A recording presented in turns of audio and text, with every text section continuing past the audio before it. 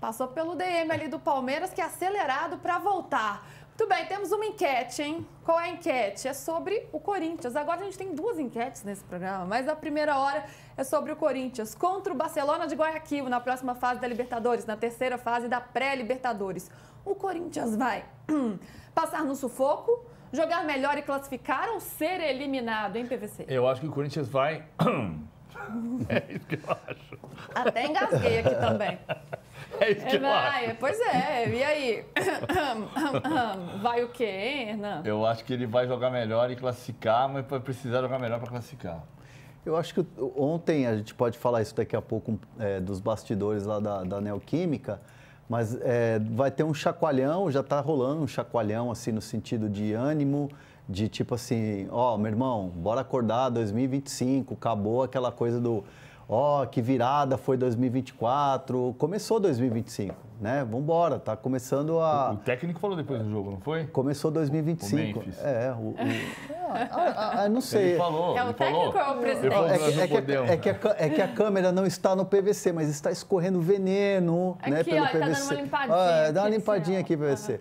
Mas assim... Eu não vou morder a língua para não morrer envenenado. Quando o Memphis falou e falou grosso no microfone na saída de campo para os colegas, eu me recordei aqui de algo que eu já tinha falado e tinham me cantado essa bola na virada da temporada de 24 para 25. O Memphis tinha falado isso já internamente no Corinthians, que se fosse para... se o Corinthians não ganhar o Leo lá... Não, se fosse para ter... Complete a frase, pessoal. Em holandês. Não, se fosse para... Não, deixa eu dar a informação aqui para você.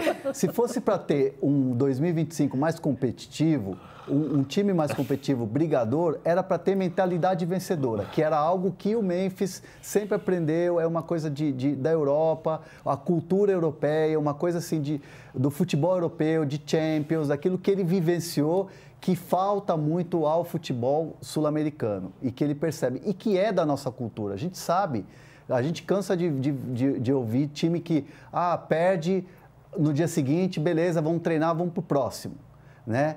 E o Memphis chega aqui e se depara com isso. O Abel Ferreira já falou sobre isso também. Então, a mentalidade europeia é diferente. E o Memphis vinha falando isso. E ontem bateu no teto. Então, ele deu a palavra. Como o PVC falou, o técnico é como um líder. Então, assim, 2025 já começou. E aí... Eu entendo que, respondendo a enquete, acho que o Corinthians vai passar, porque o chacoalhão já está sendo dado. Depois eu quero saber como foi o tom dessa cobrança dentro do vestiário, hein? Fiquem aí que a gente vai responder isso já já. E para você, Alicia, como é que vai ser o Corinthians na próxima fase, considerando o que fez até agora na temporada e também no jogo de ontem, essa dificuldade toda que passou? Acho muito difícil jogar pior do que jogou ontem, né, por uma questão técnica mesmo. Precisaria fazer um esforço para jogar pior, para defensivamente ter uma apresentação pior do que a que teve ontem na Neoquímica Arena. Também acho que essa cobrança, que eu espero que venha da família Dias, mas que certamente está vindo do Memphis, vai surtir efeito. E o Corinthians tem mais time do que isso, né? O Corinthians individualmente é muito forte, por isso passou na força de um golaço absurdo do Yuri Alberto, de alguns lances do Memphis. O Garro não estava bem ontem, em geral, quando o Garro não está bem, o Corinthians não está bem. O Hugo salvou e, ao mesmo tempo, entregou.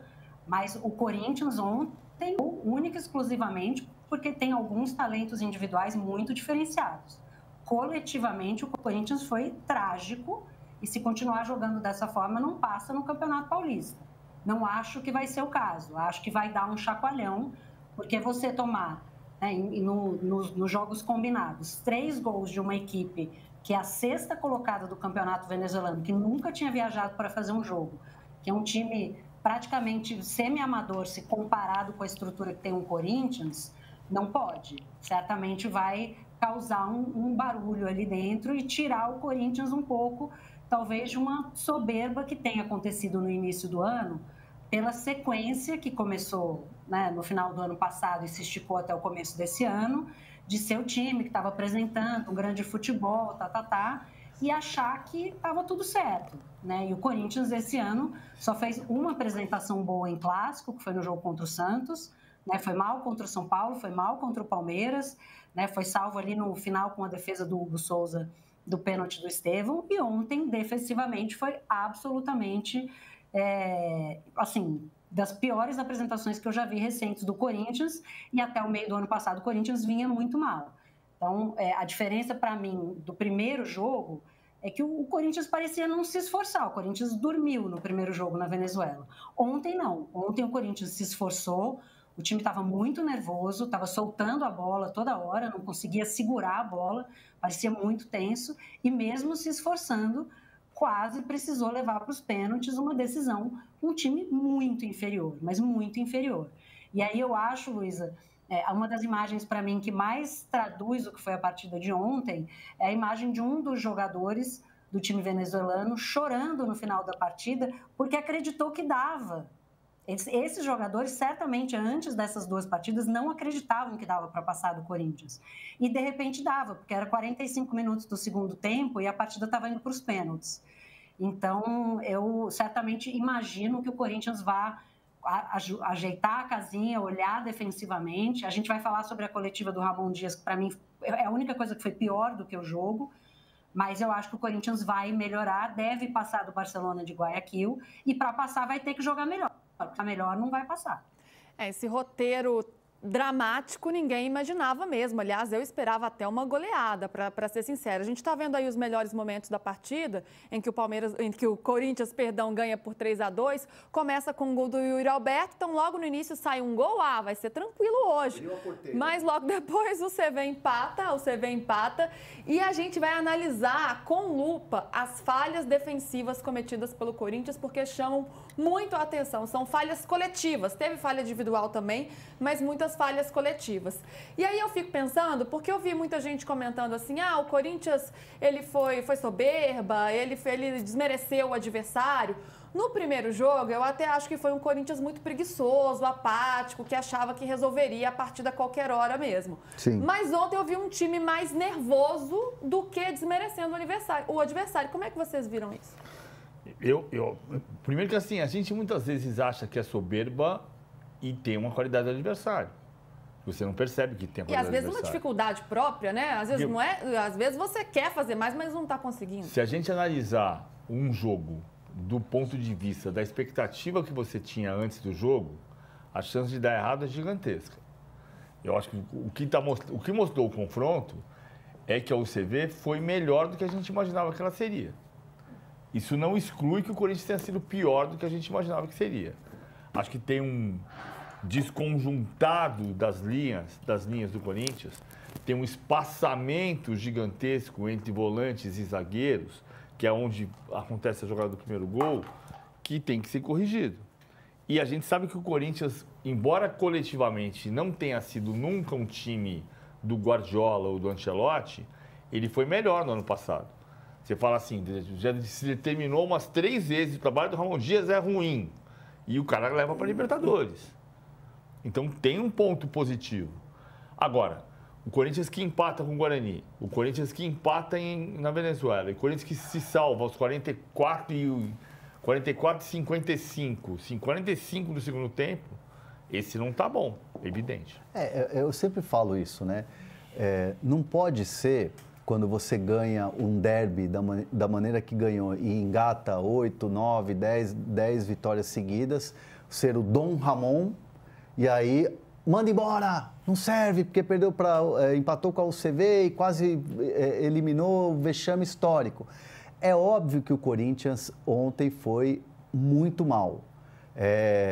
Foi praticamente um vexame o que a gente viu na Neoquímica. Foi constrangedor o time lá na Gaviões aplaudir e os jogadores serem xingados, serem questionados, vaiados, hostilizados. Foi constrangedor aquela cena.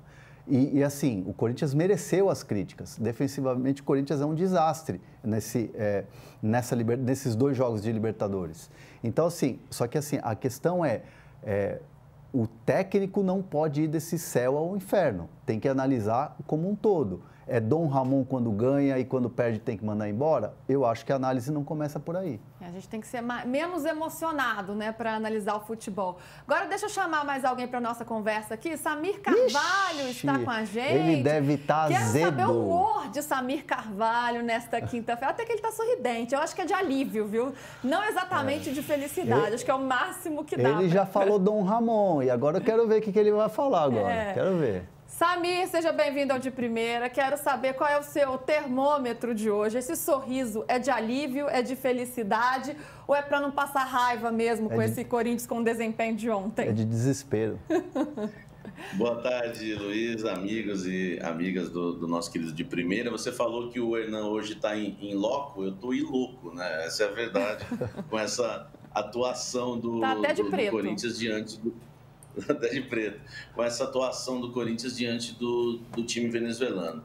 Eu acho que a gente tem que analisar o Corinthians um pouco fora de campo, porque o Memphis ontem, na entrevista que o Hernan citou, né, que ele foi duro ali na entrevista, ele foi sincero, na verdade, né? Ele falou, precisamos ser mais humildes. E o Corinthians terminou a temporada 2024, iniciou a temporada 2025... achando que tinha conquistado vários títulos já. Parecia que o Corinthians tinha ganhado tudo em 2024. Começou o ano realmente de salto alto. Tem torcedor já chamando, né, o time do Corinthians de time de podcast. Por quê? A gente tem que analisar fora de campo. Olha só, não é só a questão dentro de campo. Ontem eu citei a linha de 4. A linha de 4 do Corinthians é um horror. Mas a gente vê, o presidente está o tempo todo dando entrevista, fazendo campanha política. Aí vamos na hierarquia. Aí vem o Fabinho Soldado. O Fabinho Soldado montou o time no meio do ano e salvou o Corinthians do rebaixamento. Só que ele peca quando ele acha que em 2025 o Corinthians não precisaria de reforços, na visão dele. Ele acha que o Corinthians não precisa, aliás, ainda de reforços. Porque o time tá bom, temos um elenco bom. Você vê as entrevistas dele, ele tá vaidoso com a situação. Montamos um grande time, um grande elenco. Não é verdade. O Corinthians montou um elenco. Se não fosse a janela, né, a bela janela que o Fabinho e companhia fizeram no meio do ano, talvez o Corinthians tinha caído para... Né, talvez não, né? Teria caído para a Série B do Campeonato Brasileiro. Mas é evidente, Luísa, que o Corinthians precisa de reforços. O Corinthians precisava de reforços para as duas laterais. Mandou o Fagner embora, pagando 500 mil por mês para o Cruzeiro, que é um time rico. O Cruzeiro pagando 300 mil, o Fagner lá. O Fagner, por exemplo, poderia pelo menos estar incomodando o Mateuzinho, que tem feito um ano, o Mateuzinho tem sido aí um dos piores jogadores do Corinthians na temporada. Do lado esquerdo, demorou para contratar um lateral esquerdo. Tudo bem, tem 3, o Palácios e o Ramon não testa. Não dá para a gente saber se é bom ou ruim. E agora está vindo o Andileri. Enfim, nem sei se vai conseguir inscrever ou não para o Campeonato Paulista, para a próxima fase. Vamos aguardar. A zaga também precisa de reforços. Mas o Fabinho entendeu que o Corinthians não precisava de reforços. O Corinthians, nos últimos anos, tem sido assim. O Corinthians acha que está na Europa. A principal janela do Corinthians é sempre no meio do ano. Sempre. Eu lembro na gestão do Duílio, ele esperava o Campeonato Paulista para fazer uma avaliação se ia precisar de reforços. Aí depois esperava a fase de grupos da Libertadores para ver se ia precisar de reforço. E a diretoria atual comete o mesmo erro. O Corinthians está terminando a janela agora, talvez, né, o Andileri está tudo certo, né, a gente está aguardando um anúncio com um reforço de última hora ainda. Então, não é só dentro de campo, tem Fabinho Soldado, tem Augusto e tem a questão da cobrança. O Augusto Melo, quando sofreu a questão do impeachment, ele foi lá, pediu ajuda e apoio para os jogadores. Como é que cobra agora? O Hernan falou que está vindo uma chegada aí, né? Uma bronca, um chacoalhão. Só que o Emiliano já deu esse chacoalhão, falou sobre esse chacoalhão na coletiva após o empate contra o Guarani. Então, ontem aqui eu estava achando também, até comentando, não, o Corinthians vai passar, o Corinthians vai golear, porque a vergonha que foi na quarta-feira retrasada, né, no jogo de ida, não ia acontecer, porque parece que houve um chacoalhão. Mas será que tem chacoalhão realmente dentro do Corinthians? Será que eles têm será que o presidente consegue hoje cobrar algum jogador lá dentro, ou o Fabinho Soldado? Porque é podcast, 3 dias de festa do Memphis, festa do Hugo, clipe gravado, leva o MC Rariel para dentro do vestiário num jogo importante. O que falta no Corinthians não é só analisar dentro de campo, é foco. Não. É isso que falta, porque Não, o time vamos lá. muito melhor que esse da Venezuela. Tá, vamos por partes, porque tem o editorial do dia que não ganha, que não jogou bem. Eu não acho que está tudo bem no Corinthians, principalmente na questão política. E Sim, também não, não jogou bem. E as coisas se separam à medida em que tem uma insatisfação versus à medida em que os resultados vêm. Não foi bem nos últimos 5 jogos, empatou com a Portuguesa, desde o jogo contra o Santos, que foi uma boa atuação por 60 minutos. Não foi uma boa atuação inteira, mas foi uma boa atuação por 60 minutos. De lá para cá, empatou com a Portuguesa, empatou com o Guarani, empatou com o UCV, ganhou da UCV como aconteceu ontem. Então, assim, não tá legal. Estou de acordo. São pelo menos 4 jogos abaixo. São 5, né? Tem um que eu passei batido aqui. São 5 jogos que o time não está bem, tem 2 vitórias e 3 empates. Desde o jogo contra o Santos. Mas se você for computar os últimos 21 jogos, que é desde a derrota para o Racing, que causou eliminação da Copa Sul-Americana, em 21 jogos o time perdeu 1. Empatou 4, ganhou 16. Então tem um ponto que melhorou. E foi a avaliação que se fez quando um monte de gente disse, quando o campeonato ia começar, inclusive eu disse, quem vai ganhar o campeonato? Isso aqui é um palpite. Depois do Santos foram 4 jogos mesmo. Foram 4? Então tá, Portuguesa, o CV... O Guarani e os 2 contra o CV. Então são 3 empates e 1 vitória. Nos últimos 21, é uma derrota para o São Paulo, 4 empates e 16 vitórias. Então tem alguma coisa que... Qual é a avaliação de você entender que precisava de um lateral esquerdo, o Anrileri, e não precisava de outro jogador? É porque o time cresceu. Então é o melhor elenco do Brasil? Não. Então você precisa contratar o elenco do Manchester City? Melhor não, que está tomando 4-0 do Tottenham, 5-1 do Arsenal. Melhor não, que não é esse o caso. Tem uma questão de como organizar isso aqui. Está longe de ser o melhor momento e você chega para um jogo contra o Mirassol imaginando que o Corinthians tinha o conjunto mais montado antes do Campeonato Paulista começar e que quando chega na hora de decidir, o time está apresentando um monte de defeitos. Mas daí a gente dizer que o Corinthians voltou ao patamar pré-Racing também... Foi um time que lutou contra o rebaixamento no Campeonato Brasileiro. E que se classificou para a Libertadores. Muita gente dava que esse time vai cair. Não, E o time ressurgiu com esses jogadores e esse técnico depois da janela do meio do ano. Não está tudo perfeito e tem um meio caminho que precisa ter correção, como o Memphis falou. A entrevista do presidente ontem. Sim, foi muito boa a entrevista. Foi muito boa.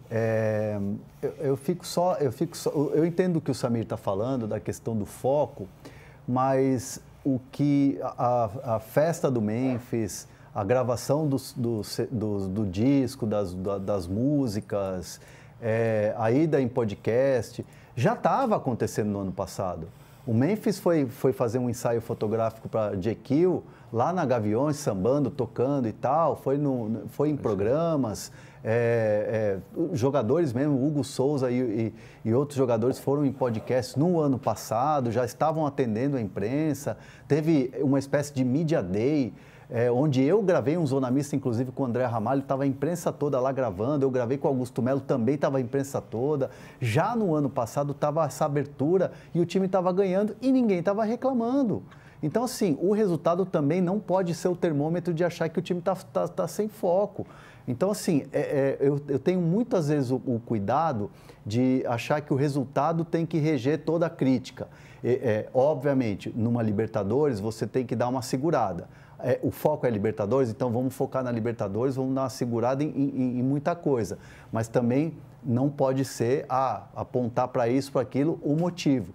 O motivo tem que ver, melhorar a defesa, então vamos buscar um equilíbrio aqui. Obviamente, o Gustavo Henrique, que o ano passado estava muito bem, era o ponto de equilíbrio da defesa, machucou, e acho que o André Ramalho também caiu um pouco de rendimento, então é buscar o que melhorar. E acho que o Ramon Dias... nenhum colega dele ali na dupla se firmou, né? E acho que o Ramon Dias, acho que das poucas coisas que ele falou ali que dá para tirar é isso. Não pediu nenhum zagueiro. De fato, o Gabriel Paulista, como eu noticiei aqui no UOL, foi oferecido e o Corinthians ficou de analisar e nunca respondeu.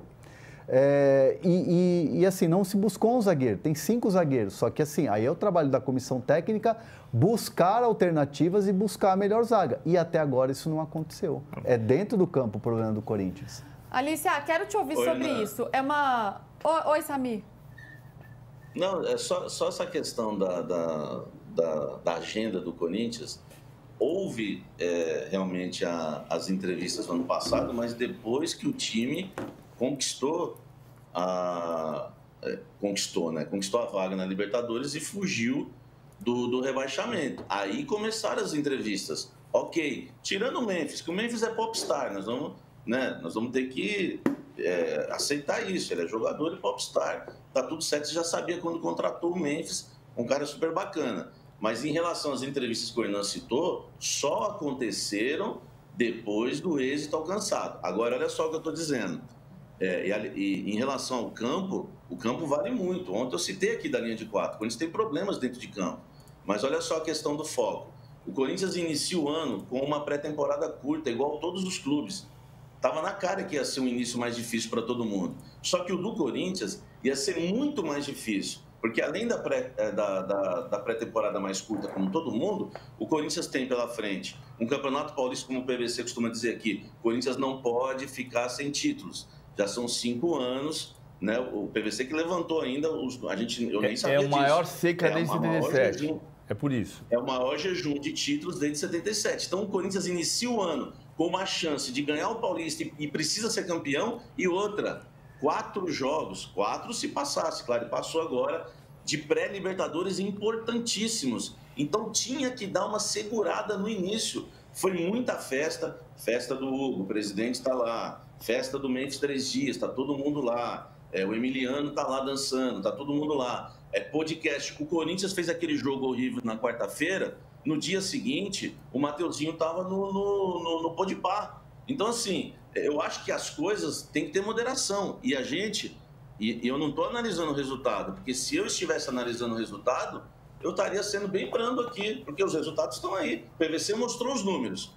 Uma invencibilidade, um jogo só em 20, uma derrota só em 21 jogos, a classificação veio. Então, na verdade, é o contrário, eu não estou analisando o resultado, eu estou analisando o que pode vir pela frente. Porque, como a Alicia disse, qual o jogo bom que o Corinthians fez nessa temporada? Os clássicos, contra o Santos, e ainda quase tomou um empate no final. Então, assim, tem que ver o que vem pela frente, porque o time do Corinthians, como eu falei ontem, do meio para frente é muito bom. Se acertar o foco, se tiver liderança, vamos parar um pouquinho, no início do ano, vamos dar uma segurada, vamos classificar para a fase de grupos da Libertadores, aí vocês dão uma saída, enfim. Para mim, falta esse foco nesse início de ano. Mas o aniversário do Memphis é em fevereiro.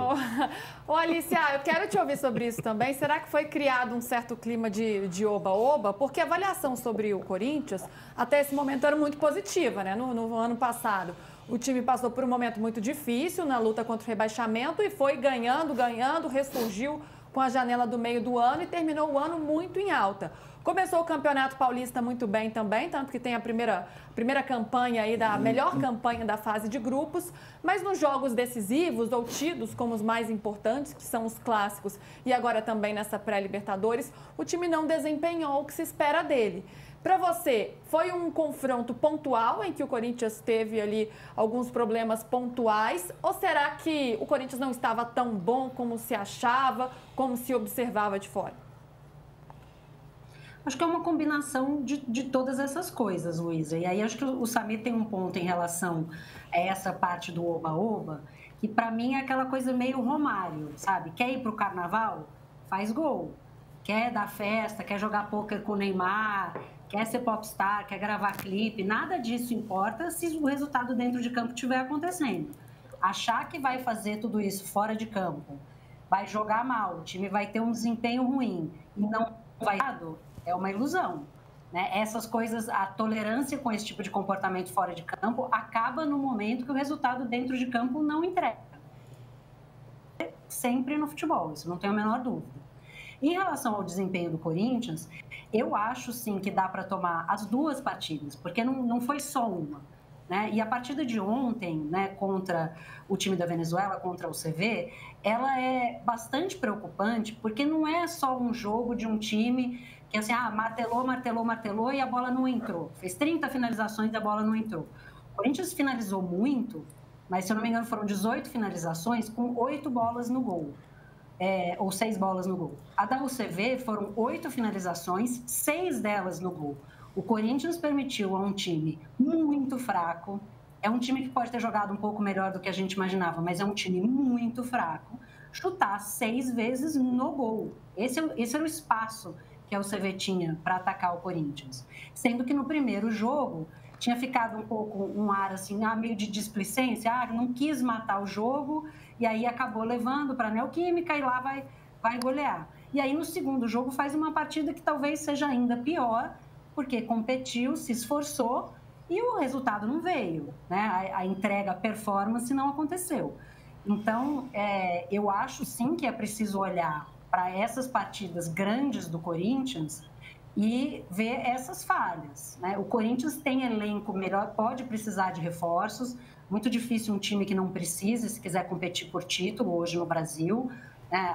As equipes com dinheiro, a SAF, estão se reforçando tremendamente, então o Corinthians precisa, embora não tenha dinheiro, mas o Corinthians tem um elenco melhor do que o futebol que demonstrou contra a UCV. E aí, isso é uma questão que precisa ser observada, sim, e por isso a entrevista do Ramon é tão ruim, e por isso a entrevista do Memphis é tão boa, a entrevista do Hugo Souza é boa, em que ele admite, inclusive, que falhou, embora também tenha ajudado o time. Então, se achar que, porque está bem no Campeonato Paulista e passou na pré-Libertadores, está tudo bem, a gente vai olhar os números friamente, está tudo bem, vai sofrer no resto do ano. Porque com esse futebol que entregou, é o que eu falei, não ganha do Mirassol. Então, não acho que o Corinthians vai jogar esse futebol de ontem contra o Mirassol. Mas se jogar, vai perder, porque o Mirassol é um time muito melhor do que o CV. Então, a gente pode olhar os números, mas especialmente números de início de ano, eles precisam ser olhados com muita cautela, porque a gente está falando de campeonatos regionais, a gente está falando de campeonato estadual, então tem muito adversário fraco, e pré-Libertadores também, haja visto o adversário de ontem. Então, a entrevista do Memphis, por isso, ela é muito boa, ela é muito realista, né? Nós não somos o melhor time da América, vamos baixar a bola e jogar, porque a gente não consegue segurar o resultado, ele falou isso, né? As 2 vezes que o Corinthians toma a frente do placar, toma um gol 2, 3 minutos depois, e, de novo, só passou porque o Yuri Alberto fez um golaço absurdo, que 9 de 10 atacantes no Brasil não fariam com a perna ruim. Então, eu entendo que o Corinthians tem um elenco bom, que precisa de reforços, de novo, todo mundo precisa, tem um elenco muito melhor do que o futebol que demonstrou em alguns jogos e que certamente demonstrou na pré-Libertadores, mas precisa, sim, olhar para um conjunto, né? Porque o que está acontecendo dentro do Corinthians é muito complicado, né? O time está relativamente blindado dessa confusão, mas eu acho que o Samir levanta um ponto muito importante. Essa cobrança não vai vir da diretoria, vai, né? Uma diretoria que foi respaldada pelos atletas no seu pior momento. Então, tem uma questão mais complexa dentro do Corinthians, mas eu não acho, obviamente, que o time agora é um desastre, acabou, esquece o ano do Corinthians, não vai a lugar nenhum. Não é isso, mas o que se viu na Libertadores até agora é, sim, motivo para preocupação, e por isso a entrevista do Ramon Dias é tão ruim. E aqui, importante...